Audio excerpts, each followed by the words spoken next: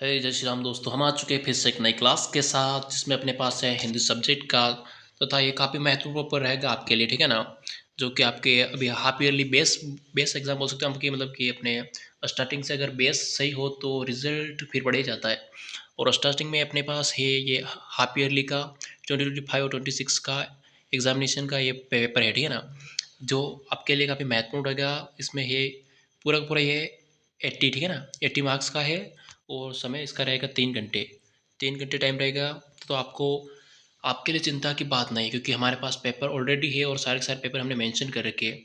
जिसमें हम स्टार्टिंग करते हैं एक क्वेश्चन के साथ, जिसमें स्टार्टिंग में अपन को एक क्वेश्चन मिल जाता है कि गद्यांश से संबंधित, जिसे अपठित गद्यांश है, ठीक है ना। इसे अपने मतलब पहले या कभी पढ़ नहीं रखा होता है। इसको आपको अच्छे से पढ़ लेना है तथा बारीकी से पढ़ना है, ठीक है नहीं, क्योंकि कभी कभी अपन गलत कर बैठते हैं। जिसमें इसका मेन कंसेप्ट ये होता है कि आपके लिए एग्जामिनर ये चेक करता है कि आपको कितने एनालाइज सिस्टम है, ठीक है ना। उसके अनुसार आपको एनालाइज करके इसका आंसर देने होते हैं।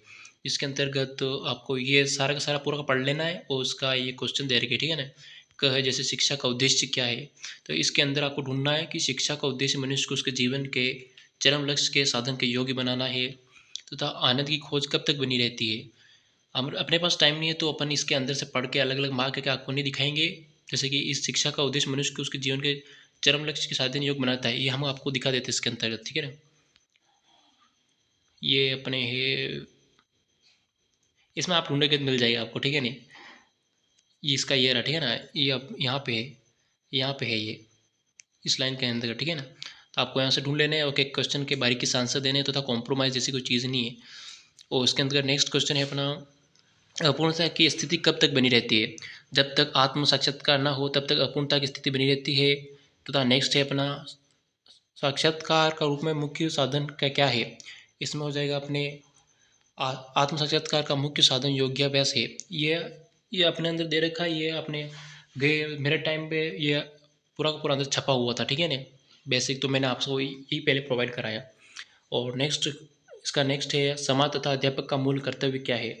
इसके अंदर वो हो जाएगा कि समाज और अध्यापक का मूल कर्तव्य व्यक्ति को अधिकारी बनने में सहायता देना है और अनुकूल वातावरण से उत्पन्न करना है।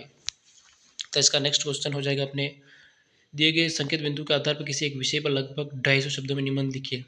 ये काफ़ी बड़ा प्रश्न है, 8 नंबर का प्रश्न है, ठीक है ना। इसमें आपको 4-5 ये ऑप्शन दे रखे, जिसमें से किसी पर भी आप निबंध लग सकते हैं। जिसमें इस पहला है कि कंप्यूटर आज की आवश्यकता है, इस पर निबंध लिखो। और सेकंड है कंप्यूटर का आविष्कार।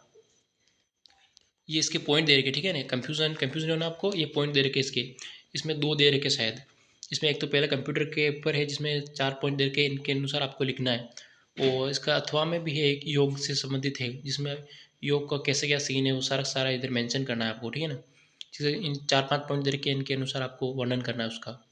और इसका नेक्स्ट क्वेश्चन है, निम्नलिखित खंड क एवं ख में क्रियापद छाटिए, उनके भेद लिखिए। जिसमें राम क्रिकेट खेल रहा है, वाक्य में क्रियापद क्या है। तो इसमें हो जाएगा अपना खेल रहा है, ठीक है ना। ये किसका क्रियापद हो जाएगा।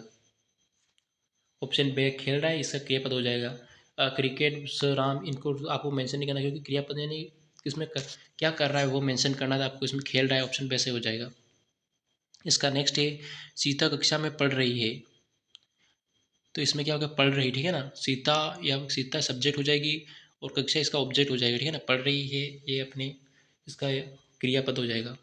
नेक्स्ट, इसका नेक्स्ट है, यथा यथा निर्देश उत्तर दीजिए। मोहन ध्यानपूर्वक पढ़ता है। इसमें इसमें विशेषण ध्यान रखना, ठीक है ना। विशेषण इसका ध्यानपूर्वक हो जाएगा, ध्यानपूर्वक। और नेक्स्ट है, पैदल जाने की अपेक्षा तुम बस में चले जाओ। समुच बोधक शब्द छांट कर लिखे इसके अंतर्गत, जिसमें उपेक्षा हो जाएगी, ठीक है ना, अपेक्षा। और इसका नेक्स्ट है, अब ख हो गया। और नेक्स्ट इसका पांचवा क्वेश्चन है अपने पास, निम्न वाक्यों में क्रियापद छाटकर उसका भेद लिखिए। पहला है, मोहन पत्र लिखता है। लिखता है यह सकर्मक क्रिया है, क्योंकि क्रिया का प्रभाव मोहन पर न पड़कर कर्म पर पड़ रहा है, इसलिए। और इसका नेक्स्ट है अपने पास, पक्षी आकाश में उड़ते हैं। यह एक अकर्मक क्रिया है, क्योंकि इसमें कर्म का अभाव है तथा क्रिया का प्रभाव कर्ता पर ही पड़ रहा है, इसलिए यह एक अकर्मक क्रिया होगी। और नेक्स्ट क्वेश्चन है अपने पास, यथा निर्देशित उत्तर दीजिए। मोहन का स्वास्थ्य ठीक रहता है, इसलिए वो तेज दौड़ता है। समुच बोधक शब्द छाट कर लिखना है, इसलिए हो जाएगा, ठीक है ना, इसके अंतर्गत इसलिए हो जाएगा। और नेक्स्ट क्वेश्चन है अपना, काला घोड़ा तेज दौड़ता है। तो इसका क्रिया विशेषण होगा तेज, ठीक है, तेज दौड़ता है, इसका क्रिया विशेषण हो जाएगा। और नेक्स्ट पे है अपने पास, उसने समाचार देखे और सो गया, या निम्न में से किस प्रकार का वाक्य है। इसमें अपने पास तीन दे रखे, ऑप्शन ए है मिश्रित वाक्य, ऑप्शन बी सरल वाक्य, ऑप्शन स संयुक्त वाक्य। इसमें हो जाएगा ऑप्शन ब, ठीक है ना, सरल वाक्य, ये सरल वाक्य, ठीक है। नेक्स्ट की तरफ बढ़ते हैं। सॉरी गाइस, इसका संयुक्त वाक्य होगा क्योंकि इसके, हाँ, इसके अंदर और एड है, ठीक है ना। इसे आपको ध्यान रखना है कि किसी भी सेंटेंस में और हो तो वह संयुक्त वाक्य के अंतर्गत आता है। नेक्स्ट की तरफ बढ़ते हैं। निम्न में से प्रश्न वाचक वाक्य को छांट कर लिखिए। क्या मोहन खाना खाता है। ऑप्शन बे है वह पढ़ने में ध्यान नहीं देता है। आप तो मतलब पूछ रहा है ना, इसमें ये हो गया अपने ऑप्शन हो जाएगा कि मोहन खाना खाता है, ये प्रश्नवाचक है, सेंटेंस है। निम्नलिखित का निर्देशानुसार उत्तर दीजिए। राम द्वारा धनुष तोड़ा गया, कृतवाक्य में बदलिए इसे, इसमें राम ने धनुष तोड़ा, ये हो जाएगा, ठीक है। आपको बिल्कुल कट कॉपी ऐसे पेस्ट कर देना तथा इन प्रश्नों को एनालाइज करके आपको आंसर देने, ठीक है ना, जिससे आपके अच्छे से अच्छे मार्क मिलेंगे। पक्षी आकाश में उड़ते हैं, इसे भाववाच्य में बदलिए। इसका हो जाएगा पक्षियों से आकाश में उड़ा नहीं जाता। और इसका नेक्स्ट हो जाएगा, शायद ये मिस प्रिंट हो चुका है गाइस, नॉट टू वरी, आपको कमेंट बॉक्स में मेंशन कर दिया जाएगा। इसमें है नेक्स्ट क्वेश्चन अपना, निम्नलिखित शब्दों में से वसुधा शब्द का अर्थ छांट कर लिखिए। ऑप्शन ए है मोदिनी, ऑप्शन बी है सरिता, ऑप्शन स है प्योदर, ऑप्शन द है इंदु। इसमें हो जाएगा अपने ऑप्शन अ, ठीक है ना, इसका ये अ साइड हो जाएगा मोदिनी, मेदिनी। और नेक्स्ट की तरफ बढ़ते हैं। निम्न में से कौन सा गगन अर्थ नहीं है। इसमें गगन का अर्थ नहीं है। ऑप्शन ए है इसके अंतर्गत सूर्य, ऑप्शन ब आकाश, ऑप्शन स व्योम, ऑप्शन द नभ। इसके अंदर आपको स्पष्ट पता चल रहा होगा कि सूर्य है, ये नहीं होगा इसका, ठीक है ना, ये तीनों के तीनों गगन के अर्थ वाले ही है। और नेक्स्ट की तरफ बढ़ते हैं। इसके अंतर्गत ये है कि दोस्तवा है निम्नांकित काव्यांशों को पढ़कर किसी एक काव्यांश के नीचे दिए गए किन्हीं दो प्रश्नों के उत्तर लिखिए। ये दो दो नंबर के हैं और दो ऑप्शन दे रखे आपको, जिसमें फर्स्ट दे रखा आपने मन क्रम वचन नंद नंदन उर, यद दृढ़ करी पकरी, जागत सोवत स्वप्न दिवस निशी, कान कान जकरी, सुनत जोग लागत है ऐसो, जो करुई ककरी, सूतो व्याधि हमको ले आए, देखी न सुनी करी, यह तो सूर तिन्ही ले, सांपो इनके मन चकरी। इसके अंदर क्वेश्चन पूछ चुका है, गोपियों के लिए हारिल की लकड़ी कौन है। इसका आंसर हो जाएगा श्री कृष्ण, ठीक है ना। और फिर इसके लिए एक और नेक्स्ट दे रखा है, इसके अंतर्गत ये है, गोपियों के लिए हारिल की लकड़ी श्री कृष्ण है, जिन्हें उन्होंने मन क्रम वचन से अपने हृदय में दृढ़ता से बसा रखा है। इसको आप ट्रांसलेट करोगे तो यही बनेगा इसका, ठीक है ना। और नेक्स्ट दे रखा है अपने पास, गोपियों के लिए करुई ककड़ी क्या है। करुई ककड़ी से तात्पर्य कड़वी ककड़ी, ठीक है ना। गोपियों के लिए करुई ककड़ी क्या है, ये उसका होगा उद्धव का योग संदेश, ठीक है ना, ये कड़वी ककड़ी हो जाएगा। और गोपियों के लिए कड़वी ककड़ी योग संदेश है, जिसे सुनकर उन्हें ऐसी कोई जैसे लगता है जैसे उन्होंने कोई कड़वी वस्तु खा ली हो। और नेक्स्ट की तरफ बढ़ते हैं। कवि तथा कविता का नाम बताइए, जिसमें है कवि है सूरदास, ठीक है ना, तथा कविता का पद है सूरसागर से उद्धृत है। इस काव्यांश के कवि सूरदास है। यह कविता उनकी प्रसिद्ध रचना सूरसागर के भ्रमर गीत प्रसंग से लिया गया है। नेक्स्ट की तरफ बढ़ते हैं। इसके एक और में भी एक क्वेश्चन दे रखा है, जिसका जो ये है कि बादल गरजो घेर घेर, गोर गगन धराधर हो, ललित ललित काले घुंघराले, बाल कल्पना कैसे पाले, विद्युत छवि उर्मे, कवि नव जीरवत पाले, व्रज छिपा नूतन कविता, फिर भर दो बादल गरजो। इसके अंदर कुछ क्वेश्चन पूछ रखा है अपन को, कवि को बादल किसके समान लग रहा है। इसका हो जाएगा बाल कल्पना के अनुसार, ठीक है ना। कवि को बाल कल्पना के समान लग रहे हैं, जो काले घुंघराले और ललित रूप वाले हैं। और फिर नेक्स्ट पर आते हैं। नेक्स्ट है अपना, कवि ने बादल के किस रूप को प्रस्तुत किया है।